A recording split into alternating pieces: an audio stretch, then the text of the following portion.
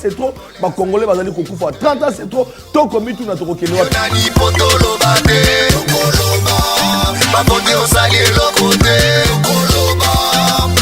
Est-ce que la Congo c'est une bande de la suite na bitungo la Ngongo to zali na besoin to bundisa mongunda na biso Rwanda. Donc il y a une polémique, il y a une nationalité. Ce n'est pas le moment pour la papa santé.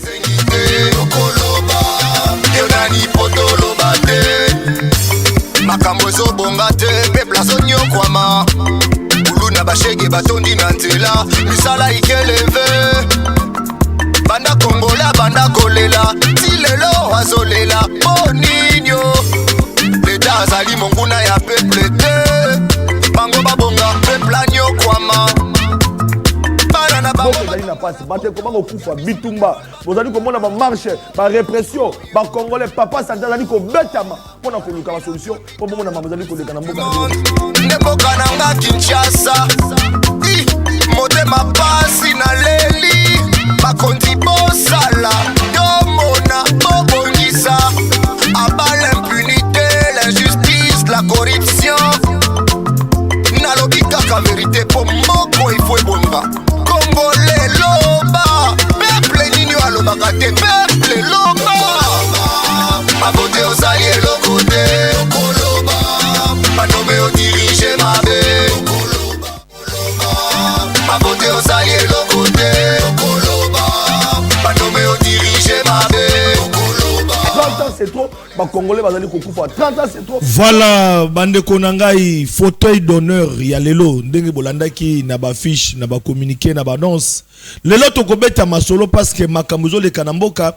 esengeli to solo la bande économique la poto ba yebi ete actualité na Congo ezali bongo guerre d'agression rwandaise lelo yo Congo yo na bitumba tozali ko kende est-ce que zali ko zwa accompagnement réel ya ba o ba ko kamamboka kotala opposition kotala pouvoir kotala ba panzi sango ba journaliste o tozali komona pe mikolelo ba journaliste ba komi menacé to kobeta masolo bande ko balade mokonza mboka après 80e assemblée nationale assemblée générale des Nations Unies bolanda ki bino moko akendaki na Bruxelles a communier na diaspora congolaise ya mboka na biso makambo lobaki et dérangé pe bande ko mususu balobi ete de brave mokonza mboka a s'humilier devant Paul Kagame.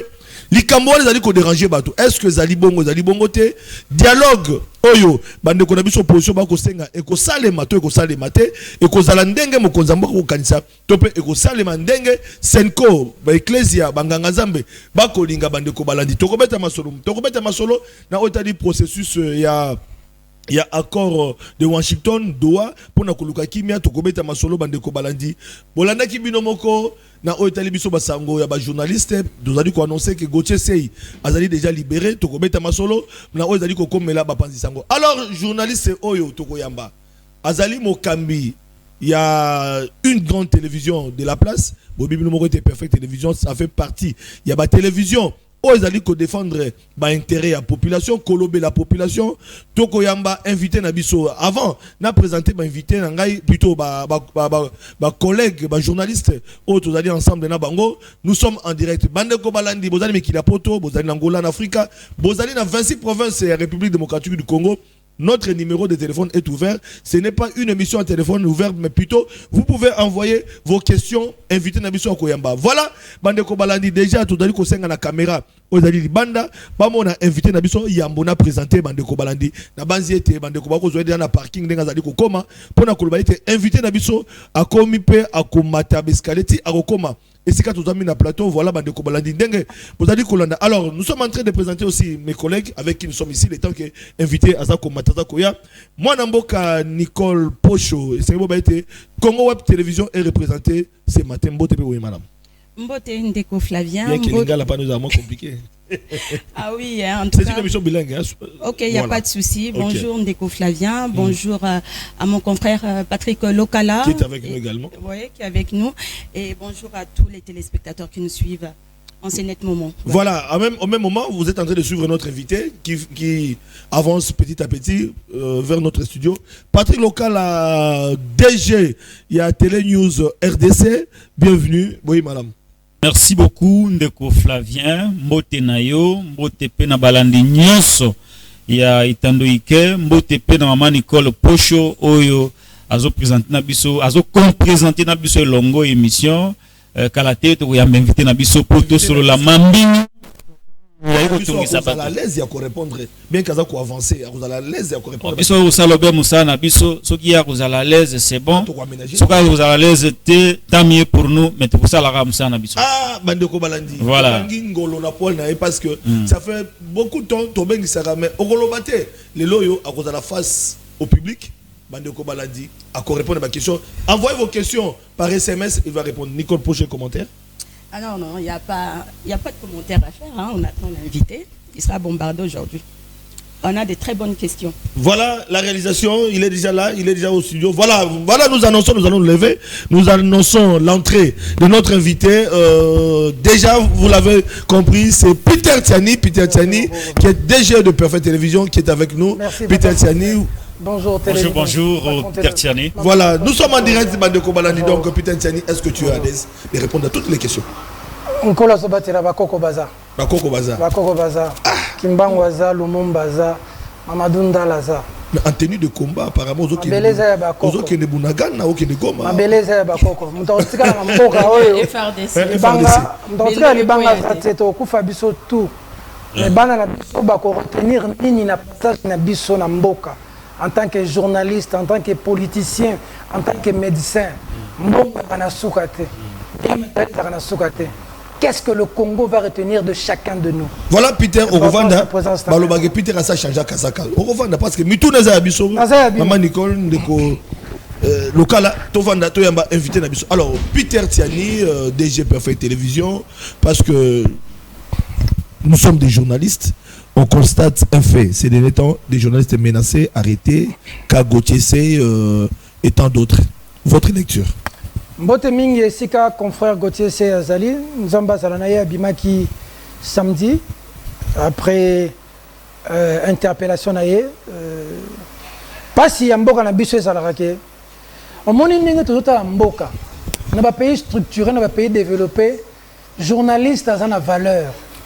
Journaliste aza mutu ya malonga mais na mboka na biso tozaka na valeur so politicien aza ne lote ndako pesa biso valeur ndako ya même na plateau na biso avandi akozala 2 heures du temps avandi na ba technicien bazolia bazomela na mukola komba na valeur komba ministre komba député komba nani mutali boso ya malimena kezaka biso biso nde toza ba faiseur de Dieu ba faiseur de ses hommes mais malheureusement bazaka na respect na biso te. Et on a le barato, on a confrère, faut que vous allez liboke pour ceux qui ba simbi moko, ba simba bisonioso. Tous c'est le maillon faible de la chaîne. Et pourtant, ça y a une puissance à makasi. Moussala na biso changera makambo belé. Gauthier c'est Yazala qui interpellé. Nazala qui naï, tous allez qui naï na parquet. C'est par là que na qui vraiment n'a pas sa longo ni na musicien fait rigola. Ngai nalingaka faire rigola mingi nalingaka fali pupa mingi pour la génération na biso ya lelo bango nde pena lobi tozaki bato wera bato jibe il y a une période bato kofi bato papa musique etambolaka bongo na monaki ya kotala Gauthier na butu toki na ba minui na Gauthier yaki etusha yanga mingi Gauthier atikali mobali ti abimi tokumisi nzambe na yoki pe il semblerait que plainte Mousso César contre Ndeko na biso aza oya kanyela kinga na plateau obamanga ba question Patrick Lokala. Bon na yo qui semble mais selon ton là c'est ba recoupement ba zo yebisa biso que plainte wana tantôt plutôt tantôt ezate. Ngai na maman Judith Soumino na musala okitoko ya zo sala lelo na mboka. Parce que makamno ce ka ba dollar makamno ce ka ba construction to bo sanate que ça sous impulsion en chef de l'état mais premier ministre Ezaïe na otu ko mona ko na Congo central campagne ya sali na sepe longo makasi na ngina pesa longo ni ya place azali pena bisa maman na moment to zalelo ezana ba journaliste yo ba ndimi mpiaka pour ko défendre Congo ezana ba journaliste ba ndimi risque ya ko affronter Kagame pour ko défendre Congo. Toko gagner le côté ce que tous ben na biso yo tous na école. Hier ça maman premier ministre, biso ça ba journaliste. Toko sala musala malamu ya ko accompagner na musala zo sala. Parce que nanga sala kaka mingi, nem sa maman le kamo mingi na Twitter. na roulage oyo babomaka oyo sango bimaka ya bagarde na ye nasengaka mama soki akotanga na Twitter ata geste kuna ezalaka mpona koatake te ezalaka mpona omoni eloko ekokoma biso nyonso totambola ngai jour mosusu naosala manœuvre na poids lourd bato ya moto kaka nde bazalaka boyebi abetanga mutuka azalaki na bato mibale bamama mibale bamama wana bapumwe bakweyela mutuka bato batondi ntango choc ekomaka entre moto ya mutuka na ya moto. Tu sais, les gens sont toujours du côté du faible. Hein? Yo za la mutuka za neti fort bato mingi bakenda kota moto ya moto mais ça ko bossa na kaya moko ko poussa na bango ça moins compliqué. Mettons ba moninga na kiti na zoom moto ya moto na matisi na mutuka na zoom maman azalaki na ye na matisi na mutuka na zoom na ndeko bazalaki na balaki 3 na matisi na mutuka nga moko na memi bango tina mama yemo na soigner bango mettons ba sambisi biso ba monike moto ya moto azalaki na tort pendant que bazo sambisi na mama yemo na butu moto ya moto akimi. Bon après la police on a PCR à l'époque il y a boulevard na mon ngi négocier sur moto na ya moto na zo msele pour moto benga papa Peter ou le gars na TV moto la ka yango na lié sakabana na mo so na question na bimisi sur moto na bimisi lié moto une manière de dire que maman yoza maman oza première ministre biso perfect télévision biso nyonso toza pena prêt à accompagner musala yozo sala mutako gagner na affrontement wana azate na affrontement na minute toza na affrontement na batu misusu en tout cas toza na affrontement na ba baza ennemi ya mboka mais na musala yozo sala maman Judith Suminwa boyebi nga na TV na yebi ndenge babanga mutu te na respectaka mutu nyonso mais musisa oyo bangisaka na yebi ngo te 2 fois boloko ya mabe do makala 4 fois nerf plus de 10 fois ba cachot périphérique ba cicatrice ezala nzoto donc nzete betela kake to betama na betama ya kubetama ya population ya batu ya PPRD à l'époque ya batu ya ANR to betama solo de copie donc émotion ezebele eloko ya kobanga pene zakate et puis ngaza yakuza mais ezala makamususu la paix des braves est important. Donc, au moins, nous la corporation, au trahir place outil maman. La corporation, ça ramène, nous sommes simbi moko la biso. Sommes simbi moko la biso, au simbi bisonio. Ah, vous avez face la biso, les autres vont ménager outil. Donc, les autres ont biloko. Ngai, place nous sur journaliste, ça a un problème. Ngana zalaka ndeko Flavien, je me suis bakangio na matete na butu. Ah, tu peux l'appeler nga passe. Vous savez bien. Je suis allé na IDPS de Franck Diongo. Pas ça pas rebelle lelo, a même biso tout recouvert na siège na temple et pas na beta mo zalaka wana. Na ngobeta masolo la te mais voilà. Batakayo. Voilà, ça c'est na kati yebi système na zo ba conflit zimba. Voilà ba nego balandi. Bazo taquer confrère, moni solidarité. Ça joue. Soko simbi moko na biso. Merci. Biso doit net nzoto. Solo nous saper ça un problème. Nous allons parler maintenant de vous, je pense que Non, moi je voudrais un peu ajouter quelque chose. On reste toujours dans ces dossiers des arrestations de journalistes, puisqu'on est journaliste. La charité bien ordonnée commence par soi-même avant de passer à autre chose. Peter Tiani, nous avons remarqué qu'il est de plus en plus fréquent de voir des journalistes congolais interpellés de manière brutale, souvent à l'aéroport. Vous avez été victime aussi à l'époque où vous étiez journaliste de l'opposition. Aujourd'hui, vous êtes du pouvoir. Alors, j'étais journaliste de l'opposition. Oui. Du peuple. Nous allons y revenir. Du peuple. Les journalistes, on les arrête comme si c'était des fugitifs, comme si c'était des personnes inconnues. Pourtant, ces personnels des médias sont connus, exercent librement ici au pays. Pourquoi ne pas leur envoyer une convocation régulière de manière régulière. Régulière, envoyer une convocation pour... Maman Nicole, pour question aux opposés en Angaï. Non, dans les respects, en fait, dans les respects de... Je comprends la préoccupation. Oui. Naza victime, 9 fois. Oui. Au aéroport, où l'équipe a place Nyonso. Mais au comique a place Moko Boye, Beko, DGM, 9 fois. Namituni me likamunini, likambounini, nasalenini. Mais à qui est comme la responsabilité? La justice ou bien la DGM? Parce que Parce que je sache, la DGM n'arrête pas. La plupart des cas, c'est la justice qui écrit à... La DGM n'arrête pas. Justice, me aéroport. Mouvement n'a pas de gérer. C'est dangereux. Il fallait qu'il y ait la justice, ça nous a pris le temps que ça nous a pris. Au bout du compte, il n'y avait rien. Tu sais, il y a des gens qui font des spéculations. Gauthier Bokangi à l'aéroport. Gauthier qui m'a beaucoup opposé. Voilà qui non la botte qui ça. Donc des bakanga kabino wana convocation ezalakate. Et logo ezalakate. Donc bakangi et puis le bakangi le bakovanda swana. Okovanda muto soko taka attendez. Jora soko no bi awa incident zobima. Incident zobima. Ba reprocher ka onini. Ndeti ngai. Ba reprocher te logo te. Bavandi soka. Ovandi kaka boeti ba biso kende na parquet kende ko bongisa. Ok na parquet boy et on rate à vol, on rate vol. Tu rates le vol. Mais c'est quoi tungisa ke sous-souté hein? C'est quoi bako tungisa nga li sous-souté parce que raison ba on ko tungisela ngai ba on ko kanisela ngai na mutu na bango ezate. Parce que tu vois les gens pensent que quand on critique, on est contre le régime. On n'est pas contre le régime. Tu vois? Aujourd'hui, je suis à l'aise de critiquer parce que les gens comprennent que même si je critique na contre parce que le président de la République mutu azaka contre eux. Parce que je faisais la communication du président Moïse. Tout ce que je faisais. Tu vois, les politiciens ont leur agenda. Mais nous, on est des journalistes. On est des spécialistes en communication. On a tangi communication, on a tangi marketing. Comme pour nous, c'est la communication. Nous avons comme nous soutenons. Donc, pour nous, nous avons événement, nous avons pesanteur à Makassi. Nous sommes dans la salle, c'est-à-dire que nous avons produit. Un produit doit répondre à un besoin. Et il y a, parce que le produit est beau, tamaka, naissance, croissance, maturité, déclin. Le marketing, il est la publicité, la promotion des ventes. Publicité, ça, pour attirer client vers produit. Promotion des ventes, ça, qu'on soit produit, qu'on met vers client. Dans un des téléphones. Savoir, c'est bon. Si on a la bac ici, 3. Promotion. Publicité, ça, téléphone.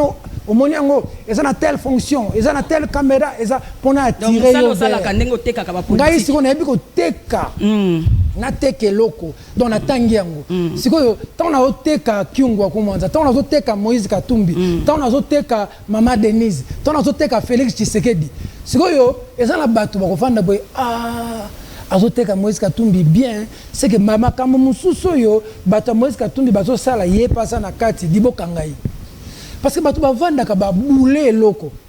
Mais on accuse aussi certains journalistes de tomber dans la diffamation, de ne pas exercer d'une manière responsable, parce que notre métier, quand même, ceux qui sont salango, tout salango n'a toute responsabilité, mais les journalistes, monsieur Balobi, bakota kanaba diffamation, il y a un problème, tout sans preuve, il y a un problème. Tout ça. Nabamboka développé, France, États-Unis et tout.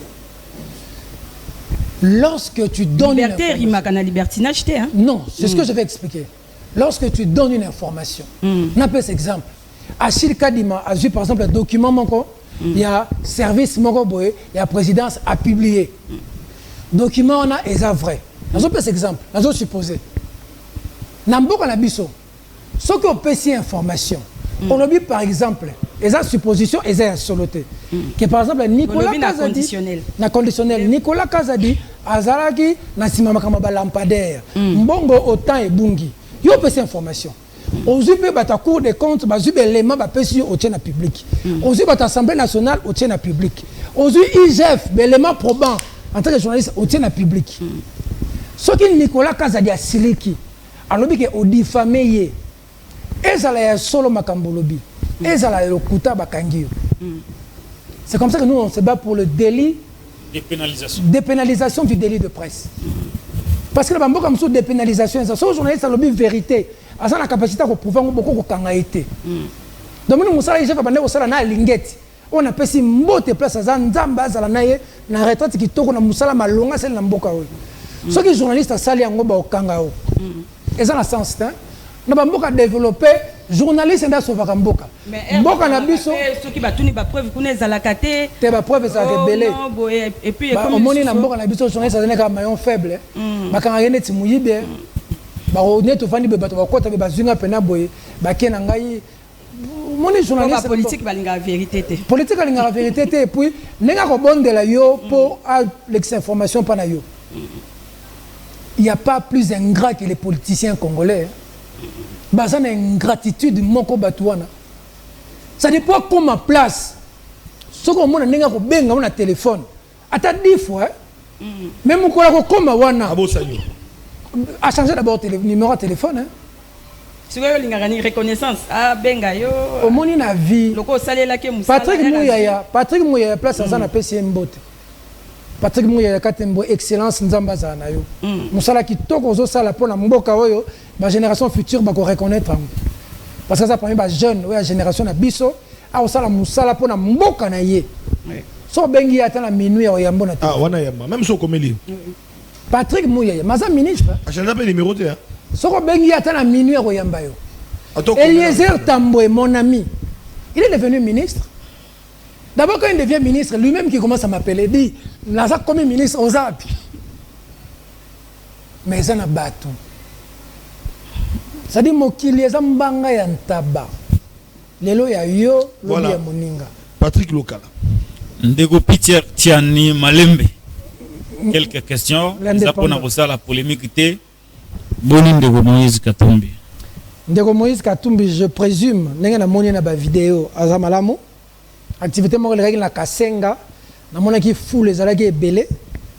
Asalaki message audio adressé message na bato Kasenga. Azozanga bato katanga mingi président Moïse Katumbi. Asalaka mutu mingi ya guerre te mutu ya paix. Azamalamu je présume. Problème est ça président Moïse Katumbi. Vous présumez? Je présume dans le sens que... Tu es oui, mais ça n'a pas été. Ça libanda. Ça na katanga natal na été na kashobo na été. Yango tika été. Te. Wa kenda exil. Na répondre à la question. Na sisa côté otela ya côté. Ça dit que le président Moïse ne ozo moné wana. Ah mutu malamu. Ngala koleka na TV tena ba Moïse Katumbi za mutu mabe. Mabe yango na français ingratitude. Pour m'aller bosser dans ma jet privé, c'est Moïse Katumbi qui m'a fait ma fille. Je vais y revenir. Mais au moins, le problème, c'est que les leaders Nabiso et son entourage. Président Moïse, Patrick Lokala, pour vendre un milliardaire, il a donné à tout le monde ça grâce. Moïse Katumbi est un milliardaire en dollars. Je répète ce que j'ai dit. Moïse Katumbi est milliardaire en dollars.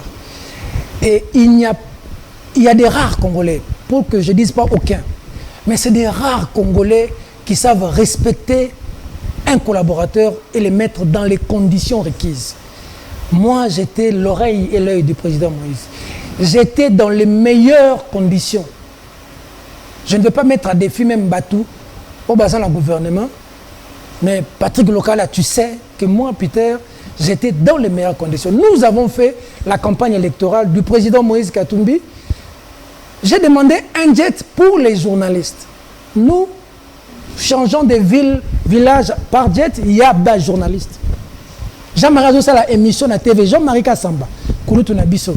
Parce que le cas c'est un bongo, à 7 mois à morgue. Je prends mon téléphone, j'appelle Jean-Marie en direct.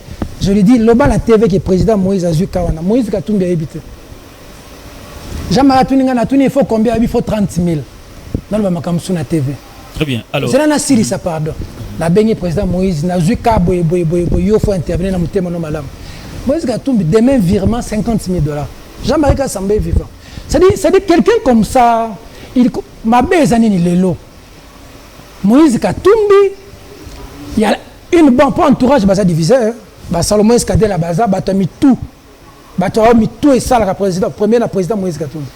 Mais ça n'a entourage Moussoussou, même président Moïse Katumbi, Pemeni à Joseph Kabila. Ngaï na solo na président Moïse Katumbi personnellement, na ebisa que na kokoka pour ça la communication, na mutundeti Kabila te.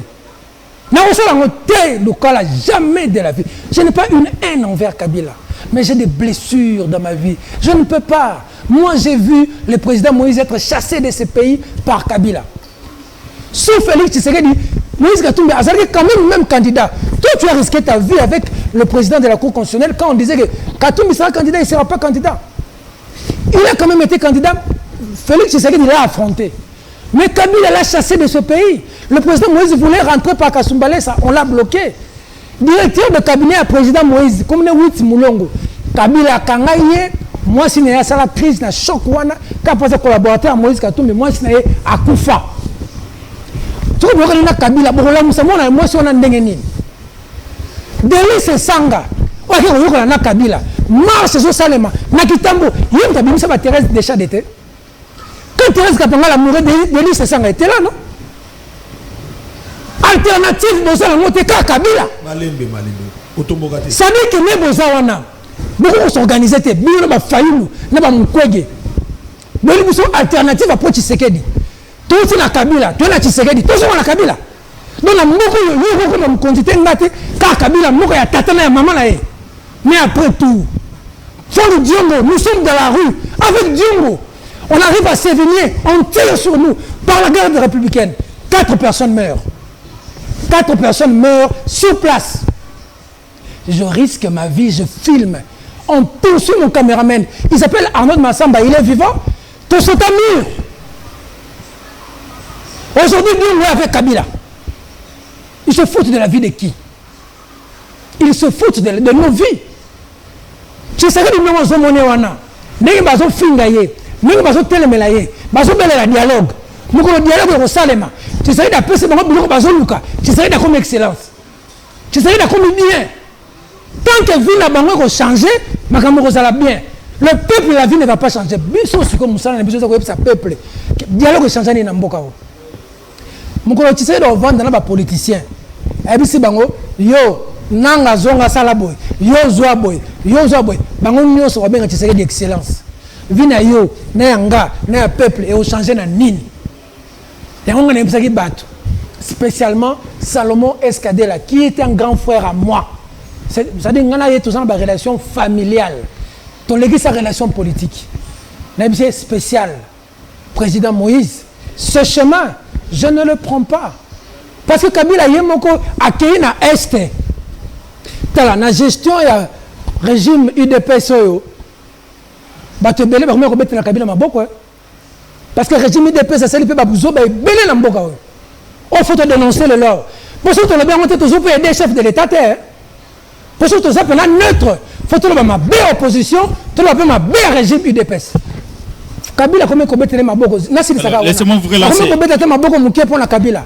Laissez-moi vous relancer. Mais Kabila mi bomi kaka mukolo oyo Kabila tia ma colonel na Goma. Pour ça contre Tshisekedi. Côté le régime Tshisekedi. Et là qu'est-ce qu'on yamba Kagame était. Congolais côté le Tshisekedi, allez Tshisekedi a kende, mais biso te ko Kagame. Il faut que ce cycle où Kagame décide de qui dirige le Congo cesse. Kagame a dirigé ce pays pendant 18 ans. Kagame a pris Mouzé Laurent Désiré Kabila. À la question de rébellion, il y a Congo. Mouzé a été autobéti Mabok. Nous avons été Rwandais. Tant que nous avons Mouzé a moni que ça va Rwandais, chef d'état-major, James Kabare, c'est Bango Sikoyo, Bokanga Bisakana Bilo, Bokende. Baroubé va se retrouver dans la RCD, Ataka Biso. Mais quand Mouzé est mort, Joseph Kabila, son fils, entre guillemets, est venu. Quand Abatou va combattre Mouzé. Oh, Rwanda a utilisé, il a travaillé à Kabila à 18 ans. Et Robert a été ministre de la décentralisation, chef coutumier, pendant 10 ans dans ces pays. Local, les dirigeants congolais doivent cesser d'avoir des liens avec le Rwanda. Nous devons couper ces liens. Pourquoi ma ministre na Congo, pourquoi ma gouverneur, pourquoi ma président, Kagame a décidé. Félix Tshisekedi a eu pouvoir, Kabila a envoyé des gens au Rwanda pour que Kagame accepte Félix Tshisekedi. Tu es au courant? On a envoyé à l'époque Caleb, Delphin Kaimbi, parce qu'ils avaient dit qu'ils ont fait leur deal et tout. Sur le problème de Tshisekedi, il fallait convaincre Kagame. Et je finis par là. On a beaucoup sous-estimé Tshisekedi. Je termine par là. 2 minutes. Tshisekedi, papa Naya Koufi, dans le rassemblement Batieye, président Rassop. Premier ministre, Tshisekedi, père Atini Moubake, le clan G7, opposition, tout, va proposer Nani, va proposer Tshisekedi. Parce qu'on estimait qu'il est naïf, on peut le manipuler. On l'a sous-estimé. Kabila, Nanga, Balobini, tout ça, Tshisekedi, tout qu'on manipuler. Quand Tshisekedi dit qu'il n'est pas faible, croyez-moi, moi je comprends ce qu'il dit. Hein. On a beaucoup sous-estimé Tshisekedi. Mais dans la plupart des cas, à dribbler tout, dans le rassemblement, tiens, ma candidat président, tiens, comme président, Kabila sous-estimé, tiens, des boulons, Kabila, le Kabila comme Mbéambéa, Kagame a sous-estimé, le Kagame comme conflit. Kagame n'a jamais été aussi brutal et viril à l'égard d'un président congolais comme Félix Tshisekedi. Parce que Tshisekedi est en train de faire des choses. Tu sais, c'est pas facile pour un Kagame commencer à dire oh, il est vide, il est ceci. Comme le niveau en Pologne. Tika s'il vous plaît. Nazo kota kaka soka yena lobby. Tika na Nego Peter, Tika na Silisa. Nous allons pousser parce qu'on est qu'au début. Nego Peter Tiani aux Alakina de Moïse Katumbi Chapoué. Lelo aza officiellement allié à Ndeko Joseph Kabila Kabange, accusé, condamné par l'État congolais pour haute trahison parce qu'il y a Zalina Kagame, Azalina M23, alors que Moïse Katumbi Azanaye.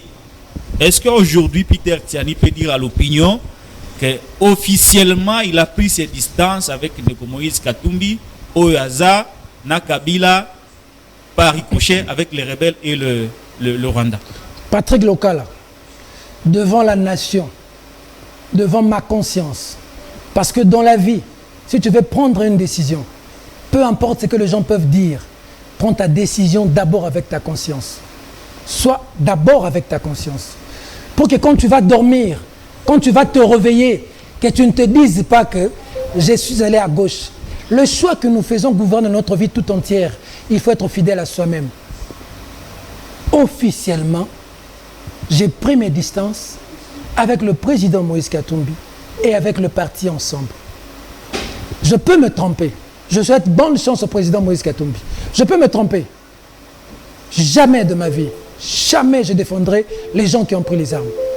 Jamais de ma vie, je défendrai quelqu'un que j'ai combattu hier comme Joseph Kabila. Je l'ai combattu. Je l'ai vigoureusement combattu. Il ne peut pas revenir.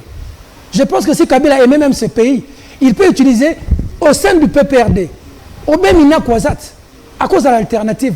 Nous tous Azate, Kakaye, erreur à Salaka et Ngoton Azara na pouvoir. À Salaka la caméra, à Salaka na Katumbi. Katumbi à Salaka alternative, Yamalonga, oh Kabila Koga la Bisso, ou Lia Abenganaye. Voilà, so Kabila, Tchaka Katumbi, Ndelelo. Bakamousé Zabongote. Mais Yemoko à Salaka na Katumbi, Katumbi a régné na Katanga, à Sali Moussala Malamu. Yemoko Kabila porta Katumbi plainte, Yemoko Kabila Bengana Katumbi. Batuba Koufa. Les locaux Katumbi na Kabila basangani susu. Tu penses que de la sincérité, Kabila na Katumbi bakutana na Lubumbashi, Monseigneur Fulgence. Maintenant Kabila Kei, Katumbi a sa la campagne, Kabila soutenu été. Aujourd'hui, adversaire il y a Tshisekedi et comme Kabila. Et pourtant hier pendant les élections, deuxième challenger il y a Tshisekedi, deuxième c'est Katumbi. Même du point de vue politique, Kabila a absorbé Katumbi. Donc tout ce que nous avons pu faire, même auprès du président Moïse Katumbi, a servi à quoi aujourd'hui? Très bien. Est-ce que c'était important? Je te dis officiellement. Ce qui est Kabali na Katumbi, au commun nani pour Katumbi et pas ya maman et pas ya. Belle question. Est-ce que komi kuna tango longwe pas Katumbi, komi pas maman Denise ou soit pas Mokonzambo Katumbi? Belle question. Komi wapi? Kokabolana Katumbi est politiquement. Ah ok. Naturel aux un ensemble té. Naturel aux la candidat député té. Ngai na spécialiste en communication. Nga musala na ngeza communication. Nazala qui na partenariat na président Moïse Katumbi à communication. Ya ko sala les visibilité na yi. Or ngai na lo ba toujours sur ngo sala la mutu communication bien. Il faut lingaye. Il faut se prendre makambo zo sala. Au moins la classe soko linga professeur té na makambo zo tangisa yo yoka té. Il faut linga mutu, il faut adopter yo moko fo ndimaye pour yo faire accepter par bateau. Tu dois être convaincu de ce que tu fais. Et moi quand je fais la communication, je le fais avec le Baba Kyungo. Je le fais avec Syndicat Dokolo, je le fais avec Vital Kamerhe. Quand Vital Kamerhe a un dialogue avec Jona Kabila, na zongi sim. Même si Vital Kamerhe na Orlando ate. Président Moïse Katumbi a Keina Kabila dans le bilelo siko na okeyo. Patrick Lokala, s'il faut parler argent, s'il faut parler moyens, Moïse Katumbi sait traiter quelqu'un. Je suis un petit patron dans ma vie aujourd'hui grâce à Moïse Katumbi. Au commun plutôt avancé. Avec ça dit la lelo. Na ça la minute aux autres là bon produit aux autres na minute Congo. Ça dit 100% Congo. Local à clair. 100% na zo répondre. Congo. Congo. Et pas tu sais que libérer aux autres mais ma bébé on a ça d'accord. Congo. Flavien Roussaki, la menace qui pèse sur notre pays aujourd'hui, on doit vendre le Congo. Nicole, à vous entendre parler, c'est comme si vous aviez un problème personnel avec Kabila. Je ne sais pas si vous avez dégagé Kabila. Au lobby que Kabila, Azana Katumbi Azana Kabila, et c'est pays sérieux, Tezamabe, Sylvie Mandoki, Azana M23, tout ça. Donc vous confirmez que Katumbi, Azana M23. Et pourtant, vous avez la communication à Katumbi, à l'époque où vous avez la réconciliation avec Kabila, vous étiez là. Vous avez dit que vous avez appuyé, vous avez belle question. Belle question. Très belle question. Parce qu'il ne faut pas aussi continuer à passer, il faut avancer aussi. Très belle question. Très belle question. Vous êtes libre de changer hein, si vous ne partagez plus. Très belle question, maman. Na répondre. Oui. Rencontre à Kabila na Katumbi na Lubumbashi na Kendate. Na boira au Kembe. Mais je voyage avec les confrères journalistes. Je voyage à Bandekonanga. Je voyage à 15-20. Tu journaliste congolais, il y a Kinshasa Zalate, na Kendate. C'est l'une des raisons. Laisse le président Moïse Katumbi na Ouyate. Pour mes convictions personnelles, boyo la mena Zalate. Na Kendate. Et pour la communication sur Yangote. Na Twitter, compte Twitter en langage public. Na boya. Makamba Kabila na sala kangote. Parce que ça n'a pas si, ça n'a pas si. Ça n'a boloko sous Kabila. Moi j'avais un frère. Quel rapport avec oui, mais Kalev c'est qui? Quand Kalev appelle, quand Kalev appelle, il faut pas que je me fâche. Il n'y a pas de non, faut pas que je me fâche. Explique-nous alors. Kabila est méchant. Il est méchant. Oui, il est méchant. Bon. Il n'est pas gentil. S'il aimait ce pays, il n'aurait déjà pas choisi Chadari. Il pouvait choisir comme dauphin, il pouvait choisir Matata, qui faisait le poids. Il pouvait choisir Katumbi. Il pouvait. Il n'aime pas ce pays parce que quand nous étions dans la rue, on ne méritait pas les coups de balle. Nous étions sur Makambo Tepo, dans la dimension Moussuna au Sidika. Moi j'étais à. Bon, c'est là quand même Kassipo. Moi j'étais à poids lourd. Eliezer Tambo est vivant, Flavien est vivant. Hein? Général Kassonga est vivant. Basuna Général Kassonga est vivant, Eliezer Tolongwa. Mbila est vivant, Bolongwa, parce qu'il y a biso tozawa, mais unité aux oya tebi bangote balata ba kagoul. Parce que beta babal, bato babono ba rosimu kindi banani ba utakapi. Tu sais il y a un rapport qui disait que les gens des M23 sont venus tirer les Kinois ici. Quel était le mal que les Kinois ont fait? Marcher dans la rue pour dire à Kabila de respecter la Constitution. Ça méritait vraiment être tué. Bon, à part Kabila, il n'y a pas d'alternative. Vu on est aux abonnés à Congo, à part Kabila, na Tshisekedi, nous avons déjà vu ce soir Zate. La vie s'arrête à Kabila et Tshisekedi. Martin Fayoulou aussi était avec Kabila.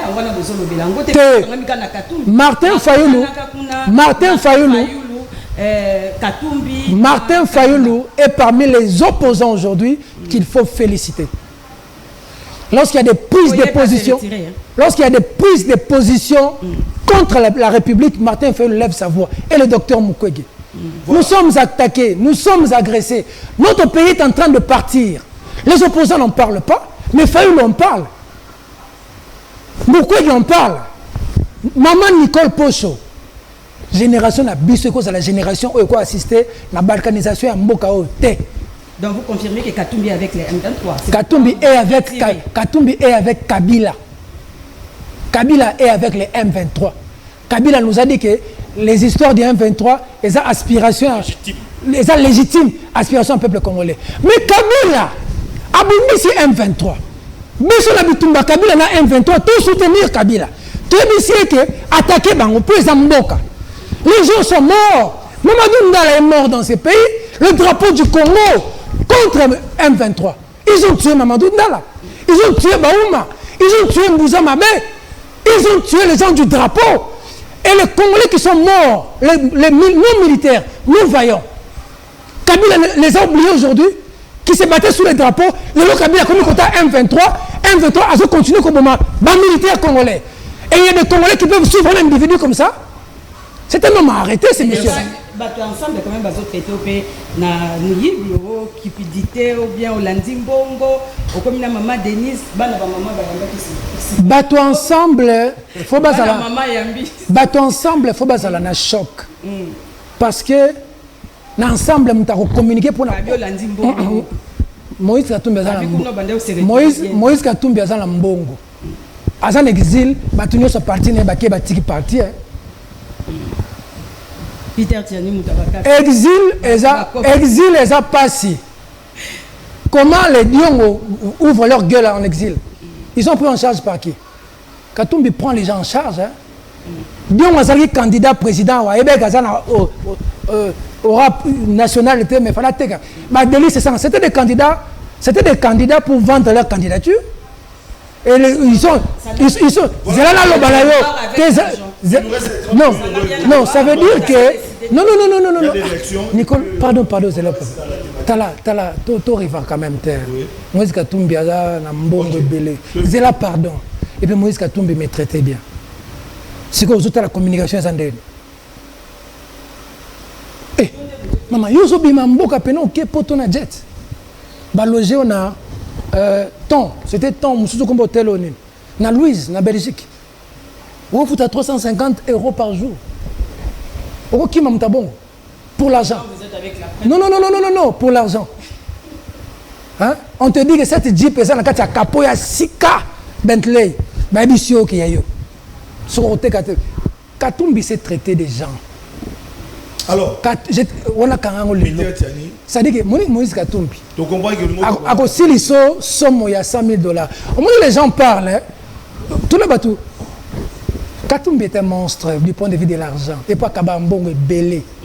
Au Colombo pour la mbongo t'es à l'okuta yango bateau belé. Tengai. Bon, bref, ça dit qu'il fallait justement, le président Moïse fallait président Moïse Azala, Namboka, à sa l'opposition, sur le Otali, Nassir Sagawana, sur le Otali, président Moïse Katumbi. Place mais Zana Loba, téléphone Loba, t'étais bien de poser ma question. Tala mulanga mobali mbwa kaka alia kabisanza na ye kambo mtalia bisanza na ye so ke kozonga sote maman de bisana ke bato ensemble bazo lobela ngai omoni mwasi so boka bwana mwasi ozoko kozwa mwasi aleki yete lisoloka ya mwasi na munoko tala président Moïse Katumbi pena so otali entre kozala yena Kabila na kozala yena Katumbi mutu na peneza nani ba Congolais ba répondre na place nanga président Moïse Katumbi yé kozala na Kabila na kozala na Félix Tshisekedi mutu na ye pena izanani o pela mutu na ye Tshisekedi atiki biso Moïse Katumbi na Joseph Kabila na Félix Tshisekedi baba Kim atiki linga Moïse Katumbi na Félix Tshisekedi Pierre Lumbi atiki linga Moïse Katumbi na Félix Tshisekedi syndicat de Kola atiki linga Moïse Katumbi na Félix Tshisekedi vrai ou faux? Comment il va faire ça? Il va réveiller Pierre Lumbi qui a quitté Kabila, conseiller spécial en matière de sécurité, Atiki Kabila. Alors, on va dire quoi à tombe de Pierre Lumbi? On va dire quoi à Baba King? Vous finir un message? Bah, finir là, le King, moi, la King, on a pas finir un réseau. Politique et sanitaire, le King, on place dans le PC Mbote. Hervé Diaké, ça, c'est Moïse Katumbi. Un brillant frère, on a PC Mbote. Le King, on a Félix Tshisekedi. Ne divisez pas une famille. Respectez la mémoire de Baba Kyungu. Respectez la mémoire de Baba Kyungu. Baba Kyungu nous a laissé Félix Tshisekedi et Moïse Katumbi. Ça a été une erreur grave dans Moïse d'aller chez Joseph Kabila. Une erreur grave. Il y a des réactions. Abraham Massala depuis Paris qui pose sa question parce que Bayamba Tshisekedi na Bruxelles, dans Paris, qui va à Bruxelles, à Paris, Tshisekedi, dans la République, où il y a communiqué qui na diaspora, paix de braves. Les loyaux, monde est entré dans le combat. Tout le monde dit que nous sommes côté na bituka. Tout le monde dit mobilisation ya ba Congolais contre l'agression rwandaise. Kagame toko négocier na été. Tout le monde dit mokonza mboka alobi kutu ba M23 na bana ba pantin akoso na bangote. C'est pour dire Kabila mokonzi ba M23 akoso na bangote. Na do wandenge moko akokuta na Kagame na Washington. Akutana ki na doa. Pour le processus il y a accord de paix. Mais les lois yo télémédi Kabila parce que azana na Moïse Katumbi. Mais quand on a bango parrain na bango ceux qui tolobi za Kagame. Mais oh tu sais que dans salle na Bruxelles. Kotandre main na Kagame. Kagame wa bomisi bato. O bato so baza kolela. Lelo tu sais que comme côté ya Congolais que Kagame za modèle. C'est l'homme opposant. Yo lolo yo oboyi Kabila oza ndeko na yo. Mais tu sais que a préféré que ce soit Kagame. Yo za wapi. Tout ça, le problème na Kabila, tout le problème na Kagame. Même président des États-Unis, à ce cas sur Zelensky na Poutine. Tshisekedi a le mandat du peuple pour engager le Congo. Bako déplacer ka Rwanda place les ATP comme Mboka Mususu. Akozala ka pemeli na biso. Donc problème à Rwanda na problème à Congo. So bi numéro 1 à Rwanda yaka, numéro 1 à Congo yaka ils a bango mbali. Tant que tu sais que Robi, tout ça la paix des braves ngana yo. Toi mi bali. Pesa ngambote. Tu sais que dans baki c'est loko moko. On moni biso to tanga classe moi mukie. Ba je sa biso na dissertation, ce qu'on disserter na sujet de discussion. L'avortement par exemple, osa contre avortement. Tant on so banda ko pesa ba idée na yo. Idée na li bosso sala na pour après on ça na contre après ça na belema ebele. Ça dépend où tu sais que diazo yebisa Kagame que peu de braves, tu sais que c'est le moins important na c'est. Yebisa ba rebelle na yo. Babi manamboka na ngai. Kagame a siliki. Pourquoi ndeko Flavien? Et c'est là le problème. Et c'est là que je vais dire aux Congolais. Naba traité à Bamboka Nyonso dans l'Occident, naba accords internationaux, pays moko akoko occupé pays mususu te. Ce qui pays moko occupé pays mususu, faut ba mandeko mususu ba ko sunga bino benga na bango. C'est comme Rwanda ebike so ba ebike yem officiellement ça na mboka. Ba pays ko ko tia pression. Il faut alla ki sala mokili ke problème to ça la ngoza yete. Et c'est un problème congolais. Flavien Roussaki makambu tozo sur le balelo. Et bandi sou Tshisekedi. Babandi biso na AFDEL. Babimisi biso musée. Baena ba RCD babimisi ba Roberwa. Baena ba CNDP. Le problème c'est quoi? Le problème c'est il faut donner un visage congolais à l'occupation rwandaise. Le Lombo Kende. On enseigne au Rwanda que selon la cartographie, une partie de l'Est, parce que nous on a été colonisés par les Belges, les Rwandais ont été colonisés par les Allemands. On dit qu'une partie du Rwanda, quand les Belges ont repris le Rwanda, pour Rwanda, Congo, Rundi, tant que Bongo, Congo ils ont parti Moussous à Rwanda, côté Sapanabiso, il faut pas récupérer pour faire la République Imatuti. Il faut d'abord comprendre où on va. Et ça va se faire avec qui? Parce que pour Kagame, il y a une partie du Congo qui doit annexer au Rwanda. Maintenant, la procédure d'y arriver, c'est comment? C'est la manipulation congolaise. Le Congolais est manipulable. Dans la stratégie de manipulation, le maïs, on appelle ça. M-I-C-E. Manipulation, bien. Quand tout le monde a un prix, dans la stratégie de manipulation, on a maïs, M est un money, I est une idéologie, C est un chantage, E est un ego. Peut-être dans des émissions plus élaborées, j'expliquerai ça. On vient, on te donne de l'argent. On te dit, fais ce travail. Si vous Flavien, tu as 50 000, 100 000 à côté, tu as une idéologie. Rwanda, tu as un sombi congolais. Bonjour rébellion. Bon, c'est ça, bino. Bisous, tout ça, ba congolais oyo bazo adhérer na bango te par mbongo balongo na mani ba na i ba benga idéologie. Comment on fait? Il faut chercher les convictions politiques ou religieuses. Par exemple, nous nous battons pour la cause Tutsi. On est en train de menacer le Tutsi. Tout Tutsi se sent concerné par ça. Le Rwanda voit que le champ de Tutsi commence à se restreindre. Il faut élargir le champ. On a dit combien ça soit Tutsi et combien il y a swahiliphone. C'est-à-dire que ça touche aux esprits. Tu sais que la fibre tribale, swahiliphone, combat la biso. Or, c'est de la manipulation. Ça, on appelle ça l'idéologie. Le C, c'est le chantage. Le chantage, c'est ce que les services font. On veut te prendre par l'idéologie, on ne te prend pas. Par l'argent, on ne te prend pas. On te piège. On prend un sextape de toi, on te piège quelque part comme Poutine a fait à ses adversaires, on te brandit. On te dit, tu fais tel travail, si tu ne fais pas ce travail, nous allons publier ça. C'est le chantage. Et l'ego, il y a des gens qui ont tellement...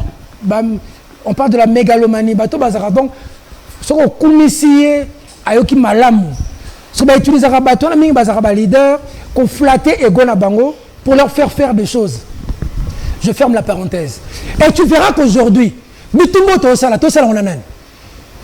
d'abord la guerre du point de vue diplomatique.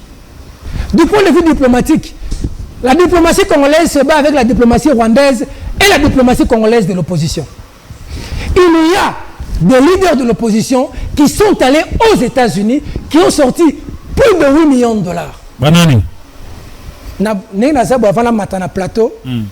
Bayebi singai et pas ya maman azotala nga na ndaku ayebi singa nani et pas maman nani maman jolie OK oyebi et na bangi maman jolie ayebi singa abi ndenge nazoleka na te maman jolie kabunda OK na tanga ba kombo ya bato te très bien s'il te plaît ne t'emporte pas et ça ba opposant ba ken États-Unis ba pesi mbongo pour la nini combien plus de 8 millions de dollars. Pour la Nini, pour les Américains, pression sur Rwanda, pour la côté de la Congo, Trump pression à Tika. Tu vois le niveau. Tu sais qu'il y a des Congolais, qui génocostent aux États-Unis, pour que tout ça fait belé dans l'Est, il faut reconnaître le génocide congolais. Le Rwanda nous doit des milliards. Il y a des Congolais qui ont fait une campagne contre ça. Il y a des Congolais aujourd'hui qui voulaient même que Léopard Pola, tout que les coupes du monde du Tepo, sous Tshisekedi à Rosa Victoire. Au moins, le niveau peut se faire comme lui. Donc, du point de vue de la diplomatie, nous allons l'opposer. Yami Balé, du point de vue politique. Nous nous battons contre des opposants qui sont opposants congolais, opposants à Tshisekedi pour le Rwanda. Il n'y a pas une opposition rwandaise qui se bat contre Kagame. Il n'y a pas des opposants rwandais qui se battent contre nous. Sauf un charlatan dans les réseaux sociaux là, qui est tout le temps sur Twitter là pour faire ça. Mais la majorité, c'est des opposants congolais qui relayent le travail du Rwanda contre nous, qui se battent avec des compatriotes congolais. Du point de vue des médias, nous journalistes, patriotes, nous nous battons contre nos confrères journalistes congolais qui sont au service du Rwanda. Est-ce que tu vois la stratégie? Mais les journalistes rwandais montent dans les réseaux sociaux. C'est nos amis, nos frères avec qui nous étions ici.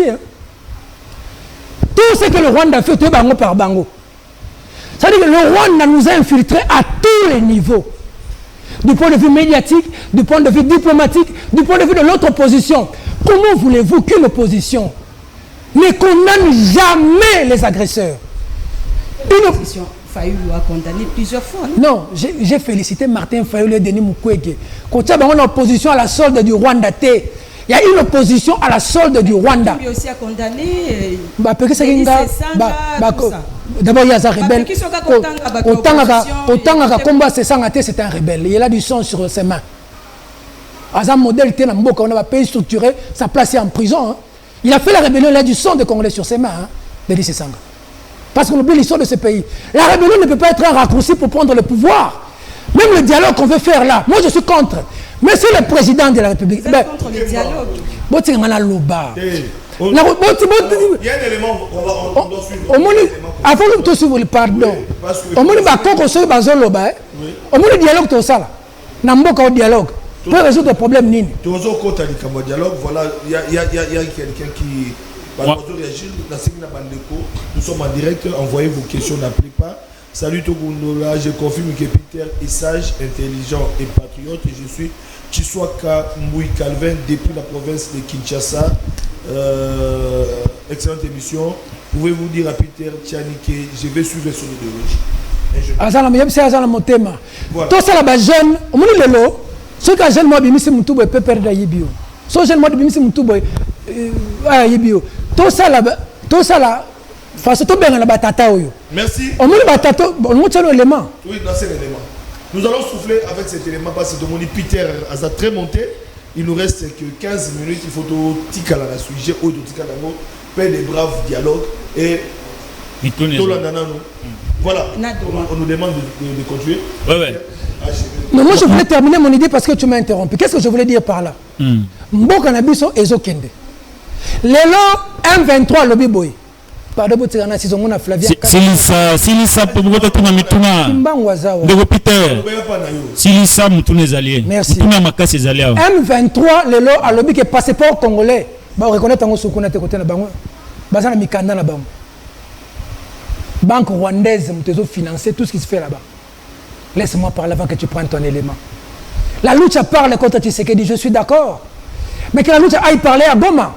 Si y a la liberté là-bas, il y a une prison souterraine où on torture des Congolais. Sous prétexte qu'ils sont en contact avec le gouvernement congolais, on tue des Congolais. Une prison souterraine, les à Goma, où les M23 nous tuent. L'honorable Kassé Kwamedi, que ton M23 bakoti.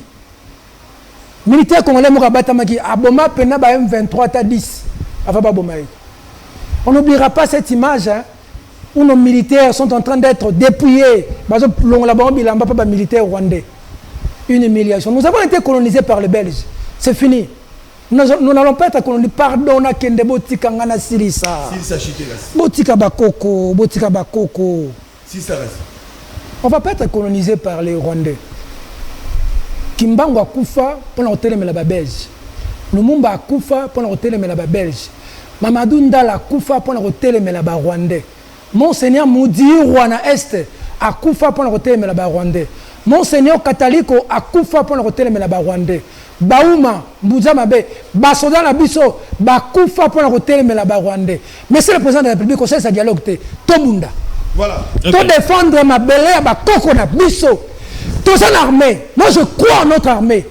Mais c'est le président, trop c'est trop. On n'agresse pas le Rwanda, on n'attaque pas le Rwanda, on défend notre territoire.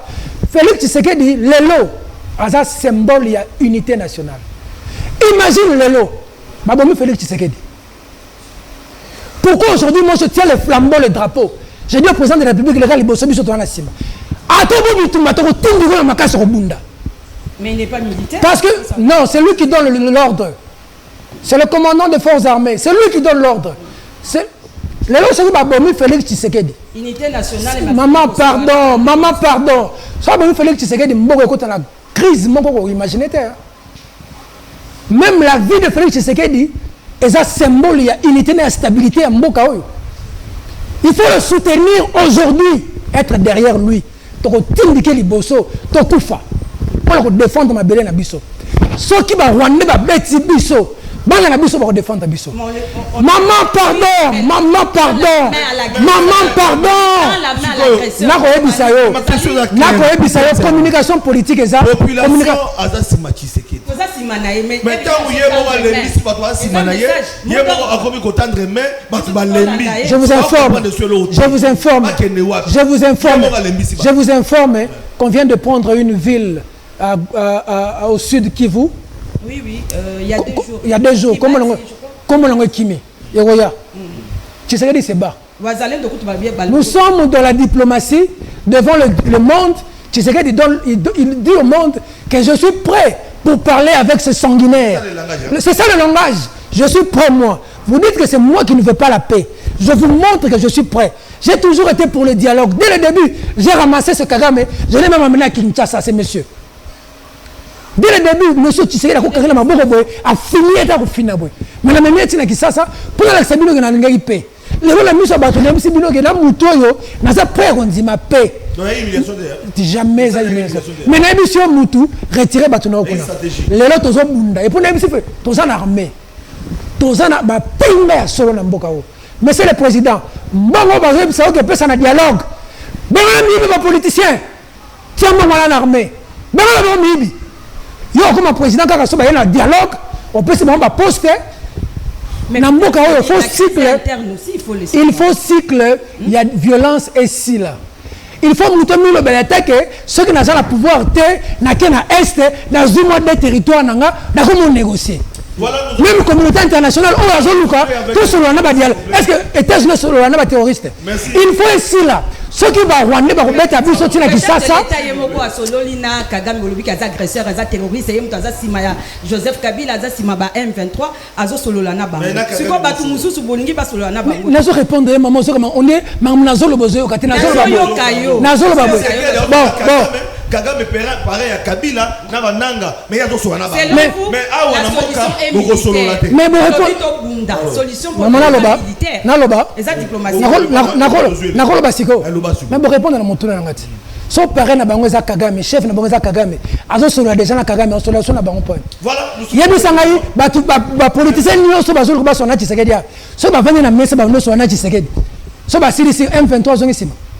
Denis c'est ça on reçoit téléphone ayebisi nanga siko zonga sima et bon na doa bazo négocier naza compte makamba doa wana to bunda yinga ngabetel madoa maboko nga non to tindika Tshisekedi na bitumba do Washington do d'accord ba to na ba koti na moko na biso to ko bunda na bango soki to ko kufa ba ko tika na ba ko continue. Regarde maman yo kanga iba question ko lega ba réponse ne belete maman o moni mboka oyo ezokende na misu na biso. Parce que nous sommes opposants irresponsables. Si tu serais de tellement Ebola, bon, ça pour Ebola. Il n'y a que les opposants congolais qui ne voient pas qu'il y a la balkanisation dans ces pays. Voilà, Peter, tout un élément très important pour tout ça.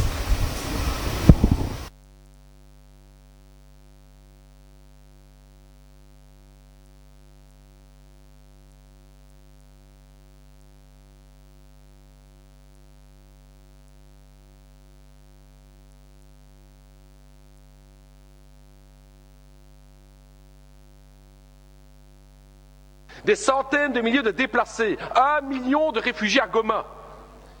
Et une responsabilité écrasante qui pointe du doigt le Rwanda présent à l'est du Congo avec son armée. Et que fait la Belgique? Rien. Comment est-ce possible? Quand la Russie envahit l'Ukraine, à juste titre, c'est la condamnation. Ce sont les sanctions, ce sont les livraisons d'armes à l'Ukraine. Quand la Russie envahit l'Ukraine, à juste titre, c'est la condamnation. Ce sont les sanctions, ce sont les livraisons d'armes à l'Ukraine. Mais quand il s'agit de la République démocratique du Congo, rien. On n'aide pas.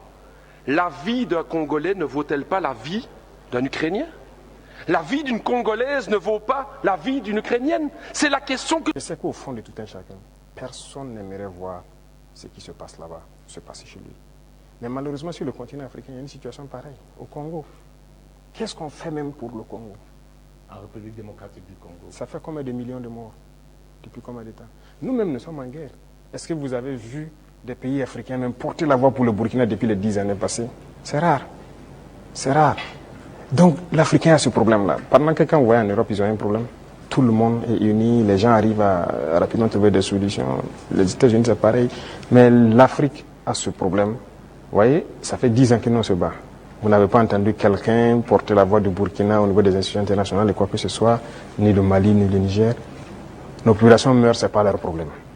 Congo, ça meurt, ce n'est pas notre problème. La dernière fois, j'ai essayé dans une de mes paroles d'essayer de parler pour que...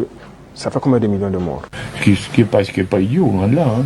Est-ce que c'est réaliste si Paul Kagame refuse de débrancher son proxy le M23, relance la piste d'une guerre civile congolaise avec Kabila, et en fait, si ces territoires du Nord Kivu qui sont hors de contrôle de l'État congolais restent physiquement rattachés au Rwanda. Oui, c'est non seulement possible, mais Kagame, lui, a laissé entendre, enfin, pas lui exactement, il est trop malin pour le dire directement, mais par ses ministres, il a laissé entendre qu'ils verraient bien annexer une partie en disant, mais dans le fond, cette partie-là, elle est beaucoup plus rwandaise que congolaise, pourquoi on l'annexerait pas?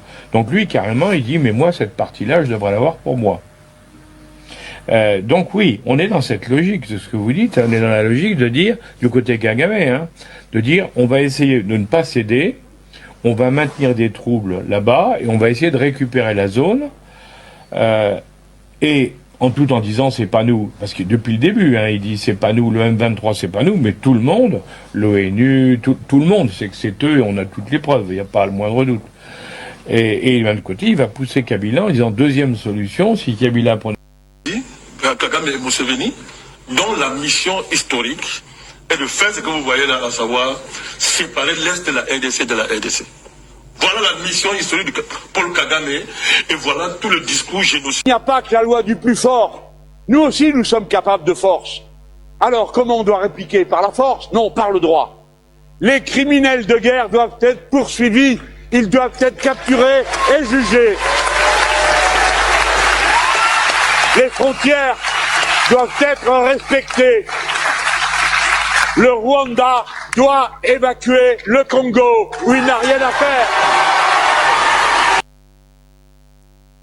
Des centaines de milliers de déplacés, après 1 million de... Bonjour de Flavien, Tuna Peter Tiani, si vraiment il défend les pays, pourquoi quand les M23 Bataka Kibiso, Seri à Kabila, il n'avait pas soutenu Kabila comme Azosa Lalelo avec Fatih, donc motivation nae.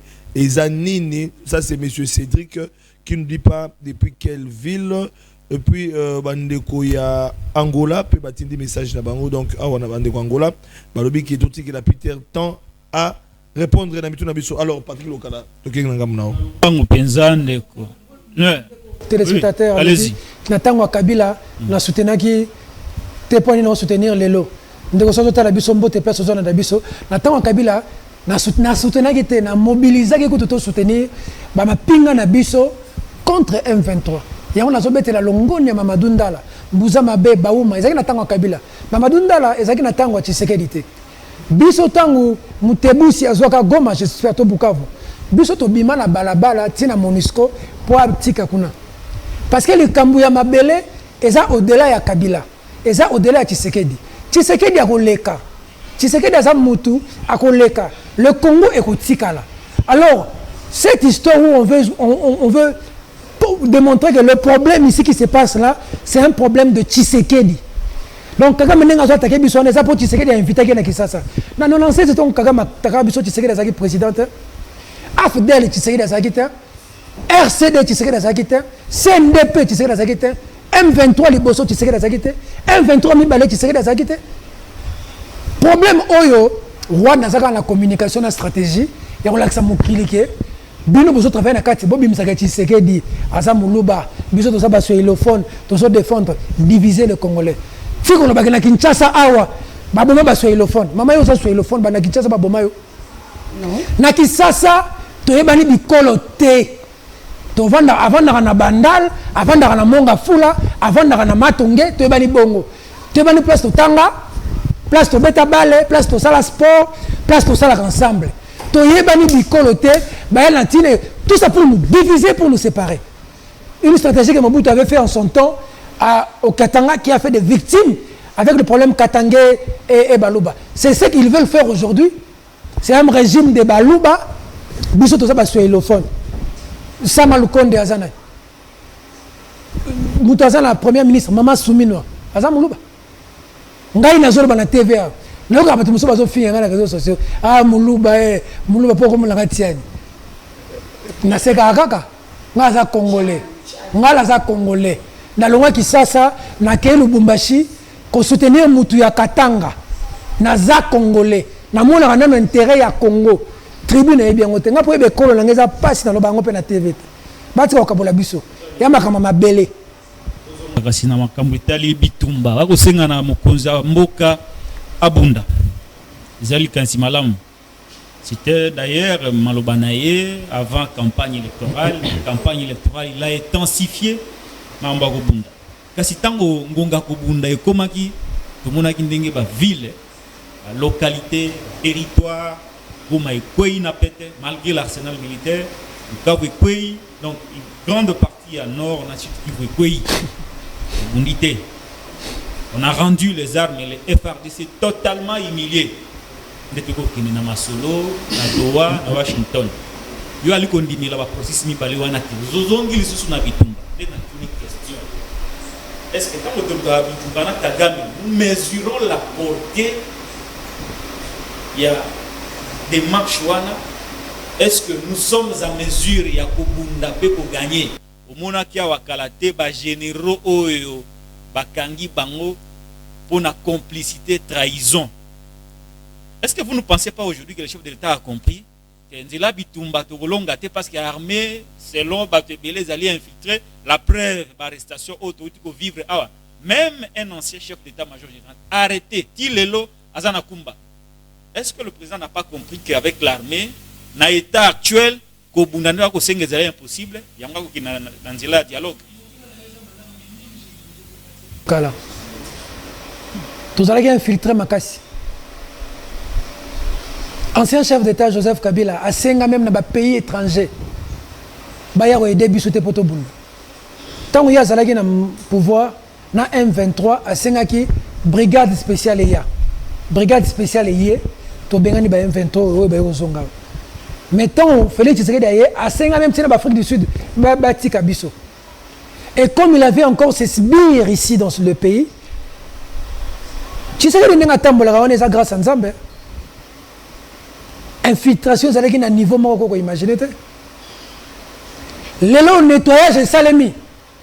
Armée aux alengours Patrick local. Bisso na première guerre mondiale de 1914 à 1918. Tobunda na Rwanda.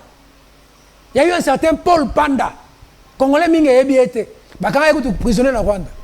Pour guerre mondiale, Rwanda c'est colonie allemande, bisso colonie belge. Allemagne na belge bazo bunda na Europe. Bisso awa tobande pe bitumba tobeta bango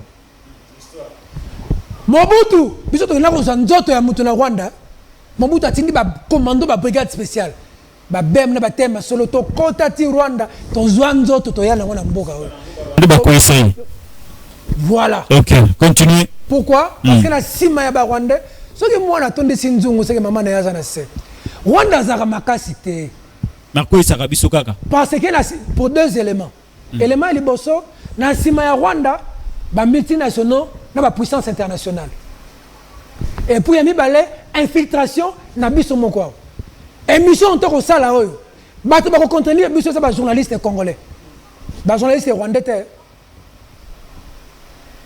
ba journaliste congolais Peter Tiani allié mbongo ya Tshisekedi yango so défendre Tshisekedi mboka te fati na mona été jour so ça na 2021 ne la kutana na ye 2021 na ma concertation na mona été to solo la raté maman Denise Nyaki jour ali suka na mona ye na décembre to kenaka maman yambi biso bien. Ouais répondez maintenant à la question que Mozambique a comprendre. Ça veut dire que je suis en train d'y revenir justement c'est ça.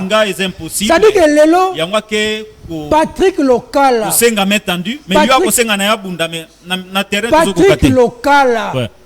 Sans trahison de notre armée toko beta ba Rwandais. Physiquement, spirituellement. Tokobeta bango toza l'armée à solo, toza la mapinga à solo. Mabesa Mamadou Ils sont makasi na maloba. Mamadou, au moins le problème c'est la biso ça. Ils sont makasi na maloba. Au moins Patrick Lokala, le service est important dans mboka. Ouais. Infiltration. Bon Vandiawa, Peter Bossa na émission oui mais boba que Peter à sa telle place. Ce qui n'a pas Stevie toza infiltré la minute. Oh non, c'est toujours ça là. Attends, émission ici, les moutoumas, quand je peux savoir les bandas, tout ça neutralisé. Hein? Le service secret rwandais nous avait beaucoup infiltrés. Au point qu'il y a beaucoup de choses qui se passaient chez nous, ils avaient l'information. Même les tenues. Vous voyez, tout le monde a tenu la bune, la tenue à faire d'essai, bon, moi, il y a un gambukuna. Vous voyez, bon, là, tu as brassard à rouge. Pour bunda, beaucoup de gens ont brassard à rouge, mais tu sais, là, on m'a je te dis le cas là, c'est une prise de conscience collective. Mouzé avec quelle armée? Mouzé Laurent Désiré Kabila avec quelle armée? Mobutu Azaki Makasi. Mais t'as là Mouzé Nenga Outara Kuna Ayeti Kisasa. Armée Mobutu Bundara Tepoine. Tant que infiltration Koti. Armée Mobutu Koko Bundate. L'armée du maréchal. Mais t'as là Nenga Afdela Tambola Kuna Tina Kinshasa. Oui, moi. Vous imaginez l'armée maréchal. Pourquoi? Parce que ça ne pourrit pas de l'extérieur, ça pourrit de l'intérieur. Nyama oyo bomarlo utaka na kati.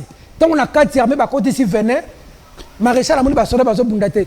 Ba ke ba somi minduki misusu, ba somi ba munitions mususu. Et le bomonga Congo eza trahison ya biso moko. Local na bisio sans la trahison de nos frères. Rwanda robundana bisote. Tozana ma pinga ya solo, tozana manduki ya solo, tozana ba soda ya solo. Moi je crois nos compatriotes. Biso to beta ka Rwanda ata la bale. To beta la bango bale na mboka na bango, to beti bango. Ben invoquer banganga na bango, to invoquer banganga na biso, to dominer bango na mboka na bango. To kozalaka sous colonisé par les Rwandais. Biso to ko boyango na biso. Mboko ezali po ba nommer yo.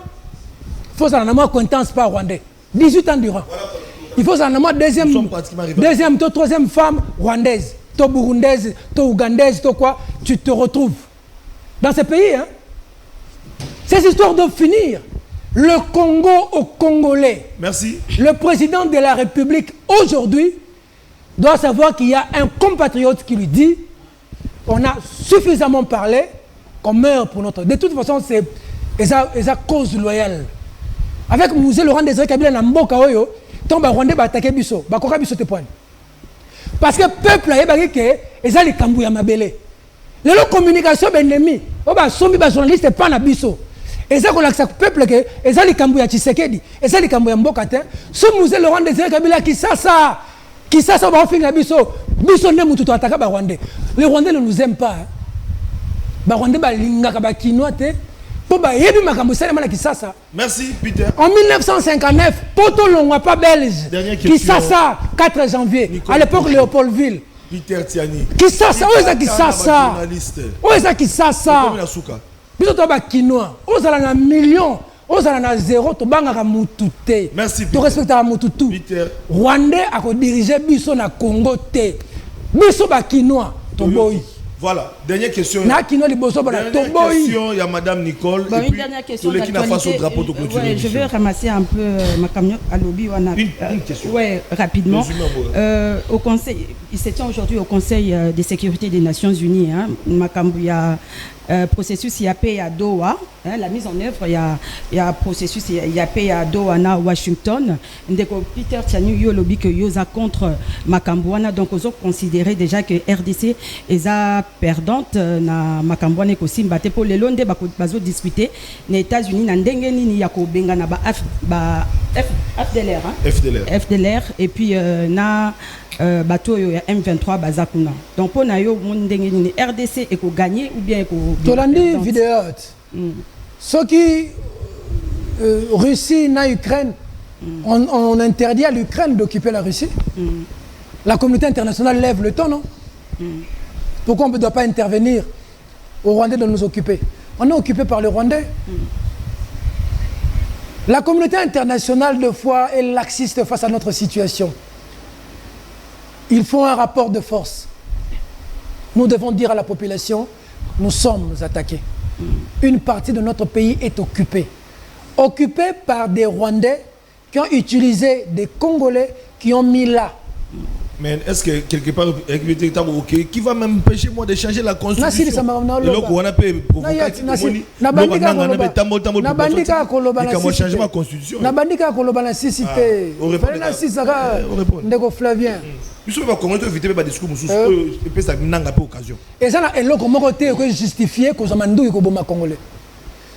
que tu sais que tu as changé la constitution, Kabila a changé la constitution. Tout ça, la balabala. Ce que l'opposition a la population, ça la balabala. Ce que l'opposition a la population, lorsque le pays est attaqué, les vrais leaders, tu sais que dit-on va attaquer Bissau qui n'a pas Mobutu, na Cap Martin. Tous les adversaires, même beaucoup ont attaqué. Tout ça en deux.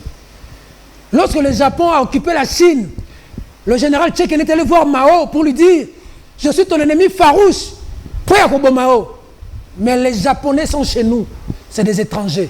On doit sauver la terre de nos ancêtres. Lorsque l'Allemagne a occupé la France, De Gaulle est allé, il a dit « Je ne me soumettrai pas à vous. » Il est allé chez Churchill en Angleterre. Mais... Pardon.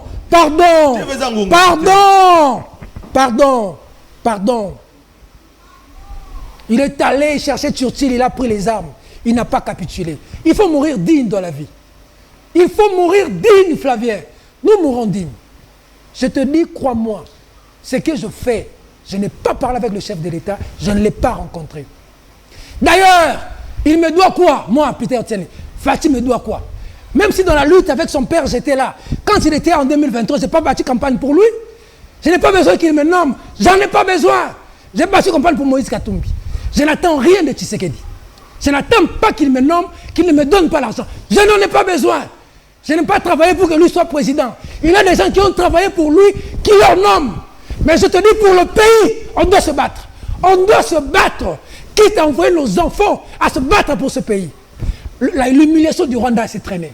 Nous allons mobiliser notre peuple. Si on doit prendre des armes, on prendra des armes. Pour la terre de nos ancêtres. On le fera, Flavien. Merci. Je te dis, Flavien, je veux mener une campagne à partir d'aujourd'hui pour la terre de nos ancêtres. Comme ils ont dit que passeport na biso, ils ont la valeur pas na bangoté. Pour moi, voilà. La balkanisation a commencé. Nous allons nous battre avec ces gens. Nicole. Bah, Congolais partout dans le monde. Merci. Bah, Yébake, bah, Rwandais, bah, occupé Mboka na biso. Et ça, les Kambouya Tshisekedi, et ça, les Kambouya Mabele. Aussi, ma drapeau, Tozo Kabwana. Mais aussi, ma drapeau, voilà, Peter, voilà. Non, le Makamwana, tu es. Non, le Makamba Congo, la Zama, pour ça, le Makamwana. Drapeau, Télém aussi, ma drapeau, Tozo Kabwana. Voilà, Peter Tiani. Aussi, mi drapeau, le mot qu'on a voté, parce que, au-delà, il y a appartenance politique. Ah, tu es politicien, tu es journaliste. Voilà. Congo Zozika, Tozo Kende. Congo Zozika, Congo Zokende. Confiance des gens dans ce pays. Est-ce que les loyaux, au cours de la vérité, na Tshisekedi otali caméra, maman kopo sana, otali caméra, olobi vérité na Tshisekedi face au drapeau, les arangongo mutalo baka à s'adresser na mokonza mboka. Congo Zokende. Bamsusu balobi dialogue en interne. Et ya tota la gadi banda. Nanga lobi il faut asolola. Amona mboka, olobaki ke Tshisekedi le père akena kuta na Mobutu. Lelo nanga pe akosenga kuta ya Tshisekedi. Ozupe ba congolais nyoso ba fayulu ba tunyoso ba sango tolanda ki senko tolandi babi dialogue en interne pona koluka kimia ya maoke na bitumba makanisa changement constitution ba su babi ke yango de pesi nanga un congolais azo pe occasion ko zo mandoki ba yakapo alinga changer constitution siko conseil dino pesa Tshisekedi po azaki pe na bande ko diaspora asona na bango siko yo poza na biso awa tozo kabwa biso ba journaliste otali pesa caméra pour s'adresser à Tshisekedi pour la kimia mboka. Monsieur le président Liboso, pour la unité nationale, la cohésion, vous avez posé ça dialogue na ba miyibi te. Ba politicien congolais ba miyibi. Mongo na ngeka oki fati pona yo. Mbongo na dialogue. Tiango pona armée. Kanga ba miyibi monsieur le président, ma bezo zala ba vrai miyibi to so bola ba na makala te. Ba to fo ba kanga. Ba ta ko kanga to so mona na makala te. Pas si na motema na ngai yangwana. Mais lelo kozala contre yo na situation mboka weza lelo eza olinga Kongo te. Fati ko nomenga te na zana posa na mote. Soza poso sepeli sanga telema liboso. Mbongo si ozui. Ba avion si osali. Telema liboso biso na sima. Oye koya eya. Bantoni batikala, ba perla batikala, oye koya. Ça c'est la terre de nos ancêtres. Yo mona Tshisekedi. Kimbango atiki mboko mobimba. Lumumba atiki mboko mobimba. Même sous monsieur Kabila, mboko ekatana kite. Sous yo mona Tshisekedi. Papa na yo auta biso place aza. Sokito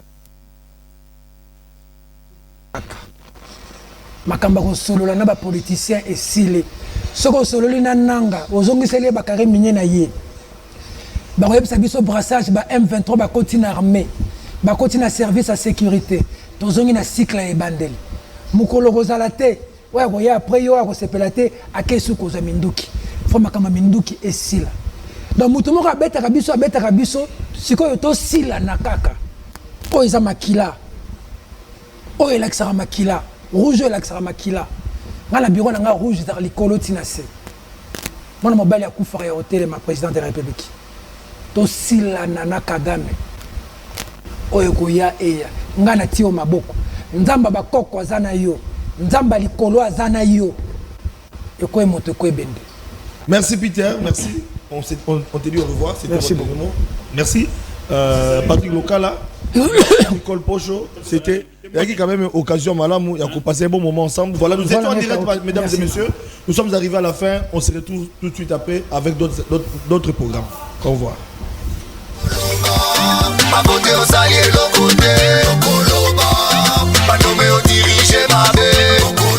30 ans c'est trop, les Congolais vont aller au 30 ans c'est trop, tant qu'on met tout notre Kenya.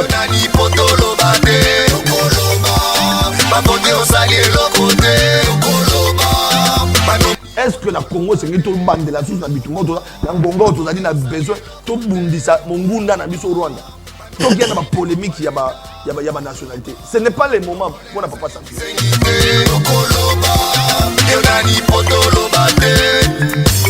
Makambozo bongate, peuple azonyo kwama. Uluna bashege batondi na nzela, misala ikeleve.